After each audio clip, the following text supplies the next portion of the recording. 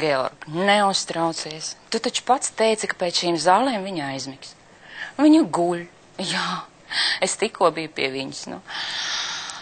Elpo mierīgi, nav nekāda pārelpa.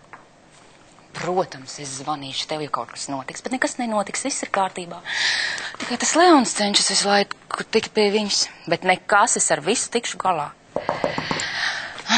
Kungs, nu nekas taču nevar notikt. Nu.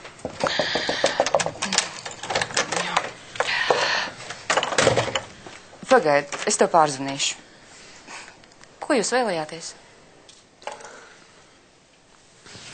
Jo, Haidī, Kitī. Jā, Tu esi jukus, tevi taču meklē.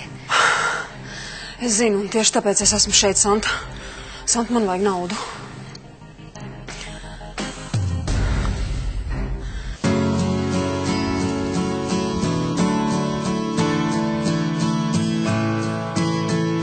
Santa, tu taču vari kaut ko izdomāt. Man godvārds, man nav neviens pie kā iet. Es taču nevaru iet pie tā nodevēja Česla un Sašas, no viņiem nekādas jēgas nav.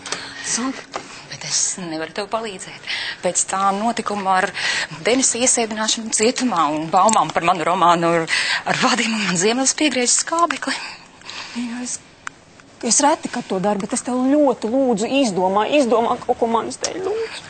Man tiešām nav, no Ziemelis man vairs nedod naudu. Visas rēķinas apmaksā pats, un tad man jāatskaitās par katru santīmu.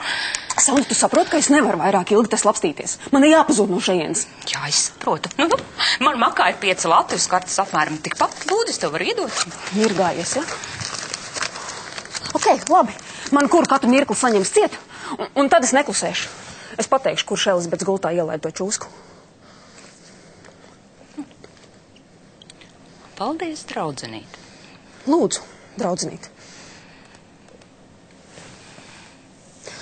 Santa, man nav ko zaudēt. Es iešu uz visu banku. Labi. Sēdi te. Man ir viens variants. Palūkšu Elizabetei. Jā, un Elizabete tev dos. Mēs tagad esam labākās draudzenes. Sēdi gaidi, tūlīt būšu atpakaļ. Un aizslēdz durvis.